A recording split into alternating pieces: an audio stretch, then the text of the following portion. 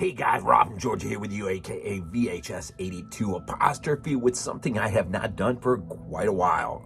And that is an X-Files episode. And at some point you got to just determine within yourself, with the help of others, if this is something you're going to finish or not. And by God, I like to think I'm going to try my very best to just continue along. And we've only got a couple episodes. This is Quagmire. This is I think this probably is a fan favorite Monster of the Week episode. Quagmire is a season 3 episode, number 22. So we only got a couple left, and we'll be with, I hope, renewed hopes and with inspiration. We'll begin season 4, and perhaps without any elongated breaks.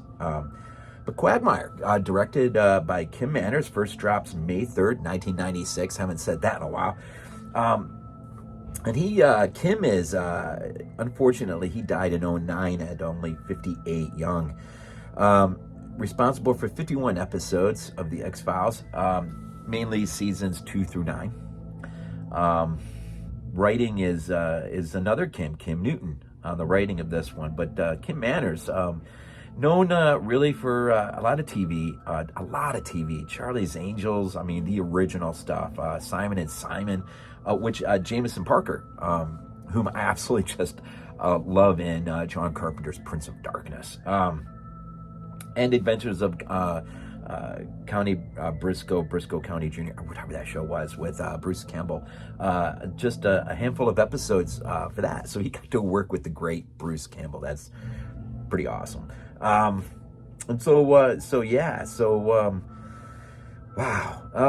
Where to begin on this one? There's a few other things I want to mention in terms of the casting, and special effects, and just some interesting trivia. But first, let's just talk. This is brief synopsis. This is been done this in so long. Quagmire. It's a Monster of the Week episode set in a fictional town in Georgia, fictional lake. Remember, this is probably shot outside Vancouver somewhere, but pretty realistic. I mean, it looks like a Georgia community. I mean, it looks like a Georgia lake. It looks like you could be in Georgia, which is really nice.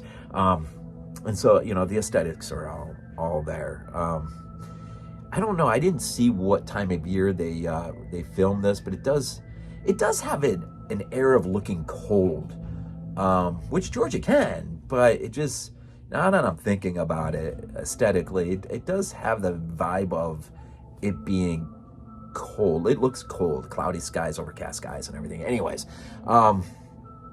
so you have a monster in the form of Big Blue, a mythological creature.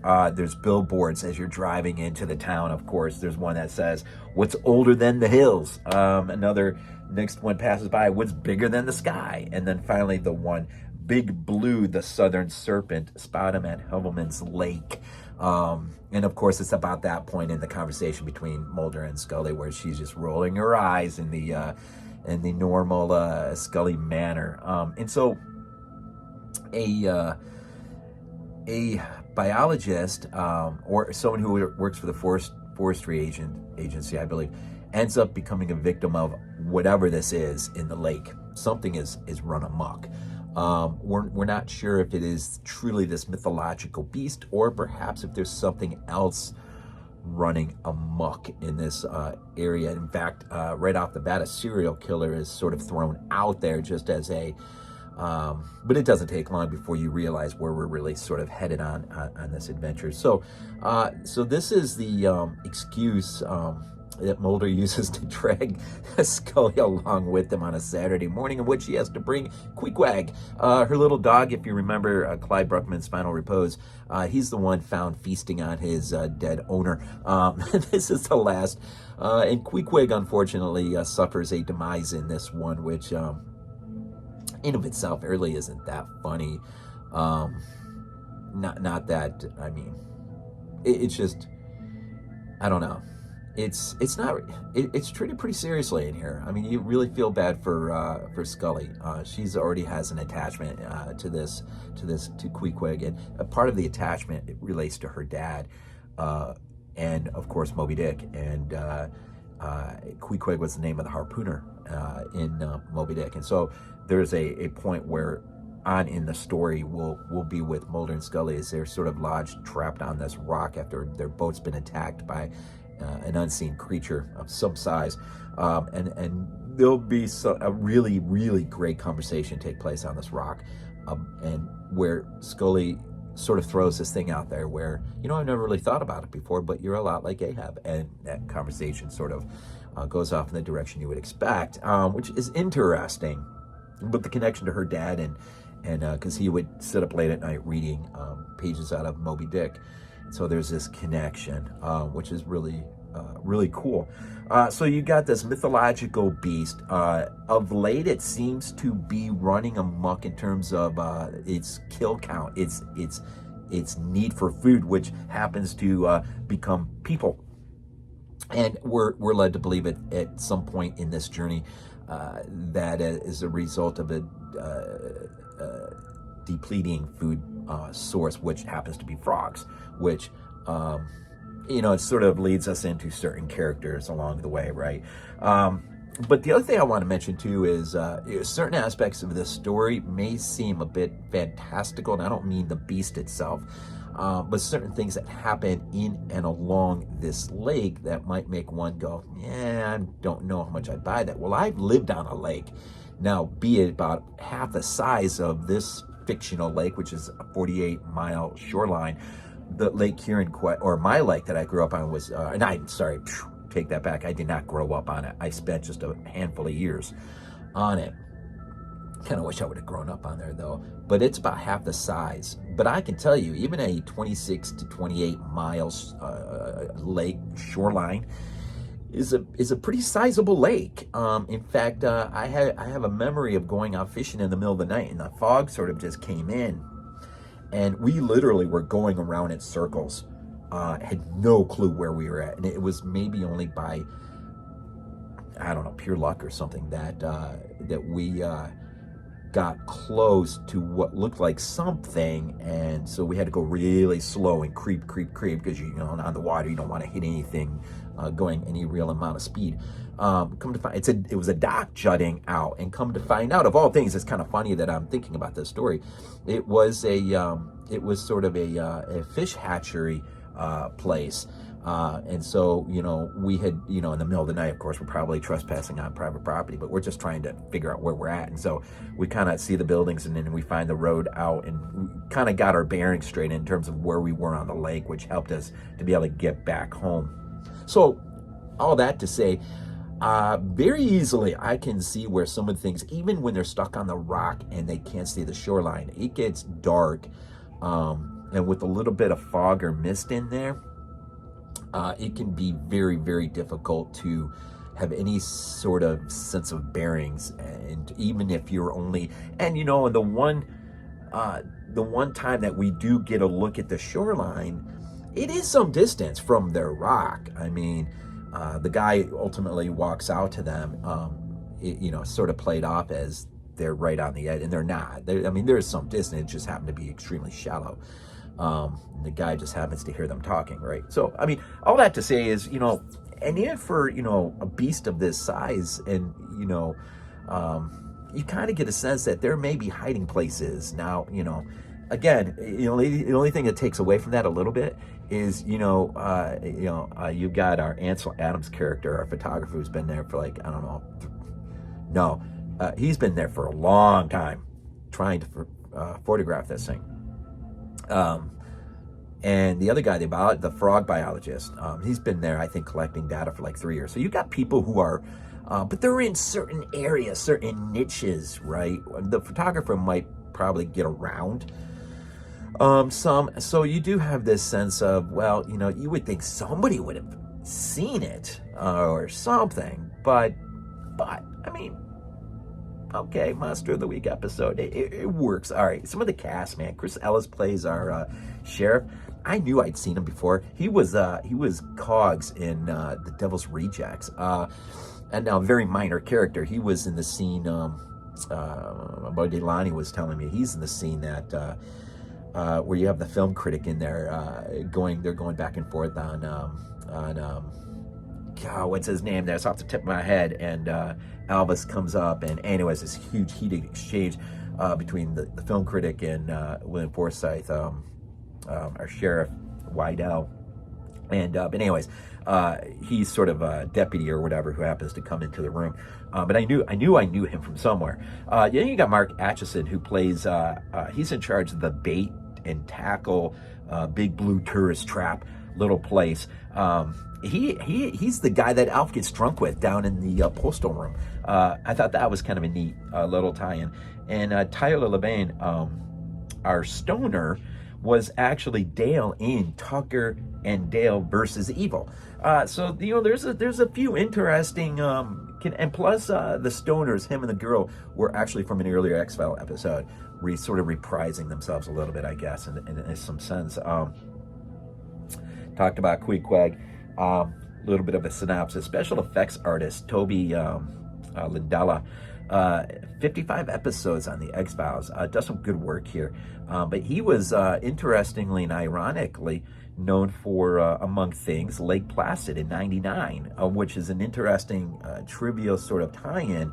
Now, Lake Placid comes out 3 years later after this episode, and not only do you have a special effects artist working on that, but there are some interesting overlapping with the story of this episode and Lake Placid.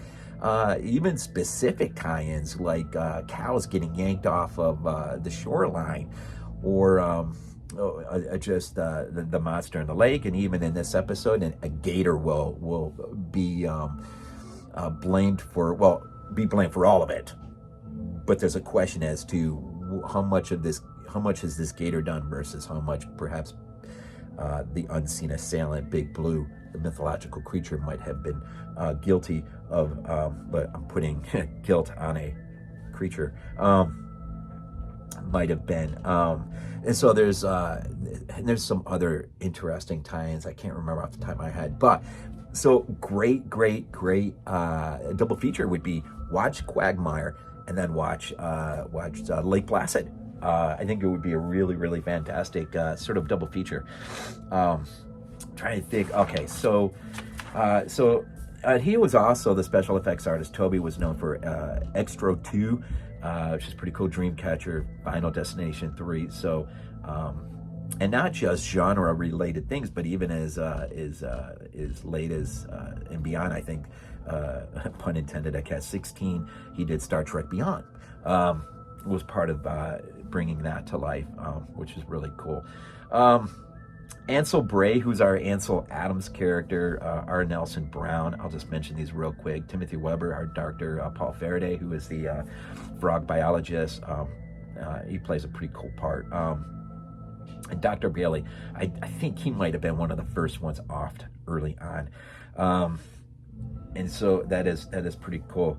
Helveman's Lake is a tribute. Helveman, the name is a tribute to a real life sea monster hunter, which is pretty cool. So a little bit more of the story, I guess, a little bit, or perhaps just reflections or observational reflections, I guess. Got a lot of neat little things working here. For one, our bait and tackle guy, he's caught by us as the observer, right? And out there laying big swamp creature tracks out in the swamp. You gotta, as he says, as his character says, you gotta make ends meet, man. When Scully's sort of interrogating him a little bit on whether or not he's sort of profiting. And he makes a good point. Well, he's found a nice little thing he can do, and he's going to make money. And so we see him out in the middle of the night working to benefit his, I don't mean how much is really wrong with that, really, because as even Scully admits to Mulder in the end, even if the myth turns out now to be real, it plays an important role in our life. in terms of giving us hope that some things do lay out there, and not even perhaps creatures or monsters, or perhaps just the nature of the supernatural. Perhaps that ultimately leads at the end of the road to a God and a relationship with as our creator, perhaps. But just the idea of mythological stories and legends, and even urban legends, and and obviously there's a lot of this that we don't want to find out is too real, but at the same time there's something that draws us as creatures, I think, that draws us to the supernatural in the hopes of I don't know. I really don't want to know what it would be like to live a life as a hardened materialist. I just, and to discount anything supernatural. I don't know. So he's out there laying the tracks. He ends up getting offed in a kind of humorous way. We got a diver that we see his decapitated head pop up to the surface. That's pretty cool. There's some good effects work going on here, and some good havoc. Ansel Adams character, he gets a great offing, which leads me to another piece of trivia. Mulder is sort of going through the piles and piles of just photographs this guy's taken over the years, and he comes across one that looks very clearly to him like perhaps the creature's tooth. Now that, of course, brings up Jaws 2 and Brody in front of the board with a picture where he is sure to see an outline of a shark and no one else can see it. And so that's pretty cool. And so he's on the lakeside setting up his camera and everything. And of course, before he can get anything really rolling, he ends up getting offed. You get a sheriff that nearly gets offed, but gets the wits scared out of him, which pushes him into action mode, which is good. But ultimately, at the end of this story, it is a close encounter with a pretty sizable gator, which also happens to be blamed with taking out Queequeg, and ultimately in the end, the resolution is, it was a gator the whole time, which sort of explains why nobody's really seen the creature. But at the same time, as a viewer, we're given the gift, once Mulder is done looking out at the silhouette of the lake or whatever, the reflecting moon off the water, which is a nice little piece of photography. As he walks away, we'll get the silhouette of Big Blue, which is sort of gratifying as a viewer that we're at least gifted with, oh no, this thing is real. We just don't know what is to be blamed for. We do know that there is a gator that's been pushed into going after people, maybe perhaps also. Now, there is a serious depopulation of the frogs, which maybe the most comical line is our biologist Farraday, I'm pretty sure it was, refers to it as a frog holocaust. I think that's a little over the top in light of a real holocaust in World War II and whatnot, but I think it was an interesting choice of words as a writer to use that. But maybe it was meant to be somewhat comical. Maybe it was meant to be a sort of over the top, a little bit of facetiousness going on, maybe perhaps. So point taken. But it is the depopulation of this food source that is drawing some creature to look for another food source, be it Big Blue or this gator. Not that gators, I don't think, eat frogs or anything. I don't know if they do or not. But point taken. You start depleting certain pieces of the food chain, and it's going to create some havoc. So, point taken. And so you kind of got that. You got the whole Mulder Ahab thing, and I'm trying to think if there's anything else I'm missing. Guy loses his beeper. In '96, we got beepers still, apparently. He goes back, and of course, to find his beeper, he ends up being offed, which is funny. You got this really, really disgusting scene with the stoners eating or licking, for a hallucinogenic effect, licking the back of a toad. That reminds me of a movie I saw once. Same sort of deal. But they somehow opened up, because of a hallucinogenic effect, opened up doorways and got lost in the woods. And God, I saw that movie so long, I can't remember what it was now. That was weird. That was a weird movie. So anyway, so I'm just gonna wrap it up here, I guess. Really interesting, with some great casting, some great effects, just a great direction by the director, and not bad writing either. I found it really an enjoyable episode to watch, for sure. And especially just anytime you get intimate moments, and too, there was a bit of a Jaws throwback when Scully and Mulder are on a boat and they're getting attacked, and of course they see the sensor of something big coming at their way, and of course you just kind of think of when Hooper and Brody are out there on the boat and he sees something big off in the distance, and ends up being that boat, of course. And then we get the scene of the decapitated head under, or the dead body underwater, where the head pops out of the hole in the boat, right? So I mean, you got a lot of neat little throwbacks here, Easter eggs, I guess you want to call them, throwbacks to other things. And then of course it seems like Lake Placid sort of benefited from it as well, which is pretty cool. So so until next one, which is Wet Wired, there's only a couple left, and we'll be on, and I'm gonna do my best to just try to get back into that mode again, and let's hammer this season out and get on to season 4. And I think starting season 4 will just do me a lot of good, in terms of just getting back into some bit of consistency. I can't say the same for The Walking Dead right now. I'm not sure where that is at in my head, lost somewhere in the back there. But I do got, if you look at my community posting on my channel, I do have a podcast I'm part of, and another sort of a collaborative podcast with old Body Bags buddies, things that we're doing, that I do post links to in the community part of my channel. So there are other big things that we are doing, and I'll always post those in the community when they're outside my channel. So with that being said, ride with me, get back on board, help me to get back on board, and with all of this, and perhaps we can really get it going again. So anyways, as always, what do we say? Go Bills. This is not a dream. Not a dream. We might be useful to you.